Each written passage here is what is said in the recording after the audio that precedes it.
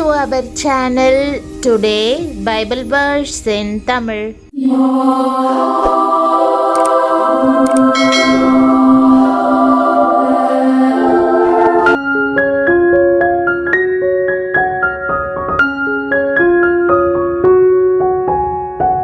இன்றைய வசனம் சங்கீதம் 37:18. கிறிஸ்துவுக்குள் பிரியமானவர்களே, நம்முடைய ஆண்டவரும் இரட்சகருமான இயேசு கிறிஸ்துவின் வல்லமையுள்ள நாமத்தில் உங்களை வாழ்த்துகிறேன். உத்தமர்களின் நாட்களை கர்த்தர் அறிந்திருக்கிறார். அவர்கள் சுதந்திரம் என்றென்றைக்கும் இருக்கும் என்பதே இன்றைக்கான வாக்குதத்த வசனமாகும். நீதிமொழிகள் 11:20 வேதம் கூறுகிறது, மாறுபாடுள்ள இருதயமுடையவர்கள் கர்த்தருக்கு அருவருப்பானவர்கள், உத்தம மார்க்கத்தாரோ அவருக்கு பிரியமானவர்கள். நீதிமொழிகள் 20:7 நீதிமான் தன் உத்தமத்திலே நடக்கிறான், அவனுக்கு பிறகு அவன் பிள்ளைகளும் பாக்கியவான்களாயிருப்பார்கள் என்று வாசிக்கிறோம். கர்த்தருடன் நெருங்கி ஜீவித்த அநேக நீதிமான்களை குறித்து நாம் வேதத்தில் வாசிக்கிறோம். அவர்களுள் ஒருவன் யோபு. யோபு நீதிமானும் உத்தமனுமாயிருந்தான் என்று கர்த்தரே அவனை குறித்து சாத்தானிடம் சாட்சி கொடுத்தார். ஆனாலும் அப்படிப்பட்டவர்களும் உபத்திரவத்தின் வழியாக செல்ல வேண்டியதிருந்தது. வேதம் கூறுவது போல உத்தமனான யோபு அநேக உபத்திரவங்களையும் சோதனைகளையும் வாழ்வில் சந்தித்தான். தொடக்கத்தில் அவன் தன் பிள்ளைகள் அனைவரையும் இழந்தான். உபத்திரவத்தின் நாட்கள் என்னை பிடித்து கொண்டது என்று அவன் கூறுகிறான். தான் நெருக்கப்பட்ட போதும் அவர் என்னை கொன்று போட்டாலும் அவர் மேல் நம்பிக்கையாயிருப்பேன் என்றும், அவர் என்னை சோதித்த பின் நான் பொன்னாக விளங்குவேன் என்றும் அவன் அறிக்கை செய்தான். பிரியமானவர்களே, யோபு தன்னுடைய உபத்திரவங்கள் எல்லாவற்றின் மத்தியிலும் கர்த்தரை நோக்கி பார்த்தான். எப்போதும் அவரையே பற்றி கொண்டான். தேவரீர் சகலத்தையும் செய்ய வல்லவர், நீர் செய்ய நினைத்தது தடைபடாது என்பதை அறிந்திருக்கிறேன் என்று அவன் கூறினான். யோபுவை போன்றே யோசபாத் என்ற அரசன் உத்தமனுக்கு கர்த்தர் துணை என்று கூறுவதாகவும் அப்படியே தானும் நடந்ததாகவும் வாசிக்கிறோம். இதை போன்றே நாமும் எப்படிப்பட்டவர்களாக இருந்தாலும் உத்தமத்தை பின்பற்றவும் அவர் வழிகளில் நடக்கவும் ஜாக்கிரதையாய் இருக்க வேண்டியது மிக மிக அவசியமாய் இருக்கிறது. ஏனென்றால் நம்முடைய ஆண்டவர் அப்படிப்பட்டவர். பிரியமானவர்களே, இந்த இயல்பை கொடுக்கும்படி நீங்களும் தேவனிடத்தில் கேட்க வேண்டும். குற்றமற்ற வாழ்க்கையை வாழ நீதி வேண்டும். நீங்கள் தேவனிடத்தில் நீதியாய் வாழ கிருபை அளிக்க வேண்டும் என்று கேட்டால் அவர் அதை உங்களுக்கு கொடுப்பார். கேளுங்கள், அது தேவனுடைய வாக்குறுதியாகும். அவர் தம்மை போல் தம்மை நேசிக்கிற அடியார்களும் வாழ வேண்டும் என்றே விரும்புகிறார்.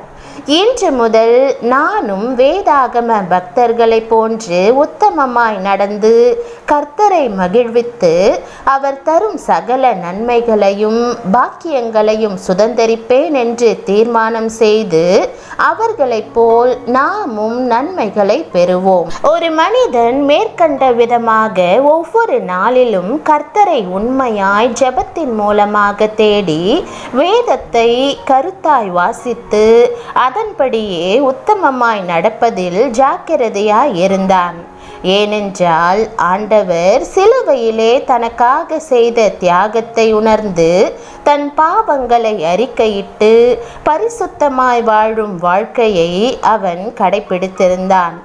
அவரும் அவனுக்கு மகிமையின் நம்பிக்கையாக இருந்தார். அவன் கர்த்தரோடு சேர்ந்திருந்தவனாக இருந்தபடியால் அவருடனே ஒரே ஆவியாய் இருந்தான். பிரியமானவர்களே, நம்மை போன்று பாடுள்ள ஒரு மனிதன் இவ்விதமாக தேவ பயத்தோடு உண்மையும் உத்தமமுமாய் ஆண்டவரை பின்பற்றுவது சாத்தியமாக இருக்கும்போது நீங்களும் கூட இன்று முதல் அவ்விதமாக வாழ தீர்மானம் பண்ணுவதோடு அதை செயலிலும் கொண்டு வாருங்கள். உங்கள் வாழ்க்கையில் வேத வாசிப்பு, ஜெபம் இவைகளில் கருத்தாயிருப்பது மிக மிக அவசியம். கர்த்தரிடம் கேளுங்கள்.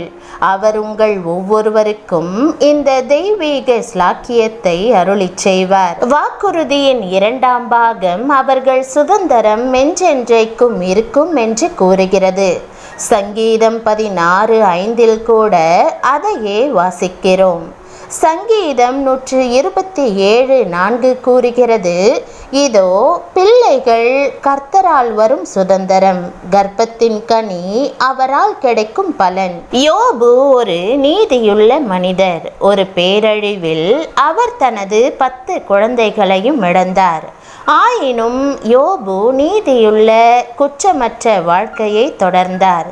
கர்த்தர் 10 குழந்தைகளையும் அவருக்கு திரும்ப கொடுத்தார். யோபுவை போல நாமும் ஆண்டவருடன் நெருங்கிய ஐக்கியம் பாராட்ட வேண்டும். அப்போது தேவனுடைய வாக்குத்தத்தத்தின்படி நம்முடைய சுதந்திரம் எந்நாளும் நிலைத்திருக்கும். நீங்களும் கூட பொல்லாத வழிகள், அசுத்தமான சிந்தனைகள், அக்கிரமக்காரருடைய கூட்டுறவு இவைகளையெல்லாம் உதறி தள்ளி உண்மையாயும் உத்தமமுமாயும் நடக்கிற தேவ மனுஷர்களோடு ஐக்கியம் கொள்ளுங்கள். கர்த்தர் உங்களோடு கூட இருந்து அவர் விரும்பும் மெய்யான நீதியின் வழியிலே உங்களை நிச்சயம் நடத்துவார். அதோடு கூட உங்களுக்கு வாழ்க்கையில் தேவையான சகல கிருபையையும் நிறைவாய் தருவார். இது எத்தனை இன்பமான வாழ்க்கை என்பதை நீங்களே அனுபவித்து பாருங்கள். ஜெபம். பரம தகப்பனே, எனக்கும் இந்த மேலான உண்மையும் உத்தமமுமான தெய்வீக வாழ்வை நிறைவாய் தாரும். என்னில் உள்ள சகல குறைவுகளையும் நீரே உம்முடைய தெய்வீக வல்லமையால் என்னை விட்டு முற்றிலுமாய் அகற்றி போடும்.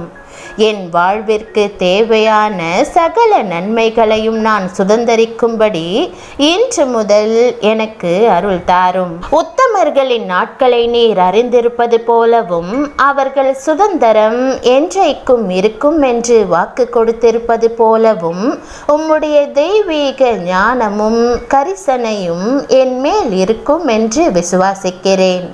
ஆண்டவரே, நான் உம்மோடு நெருங்கி ஜீவிக்கவும் யோபுவை போல நீதியான உத்தமமான வாழ்க்கை வாழவும் முயற்சிக்கிறேன். உபத்திரவங்களும் சோதனைகளும் எதிர்படும் போது யோபுவின் உறுதியான விசுவாசத்தை நான் நினைவு கூற உதவி செய்யும்.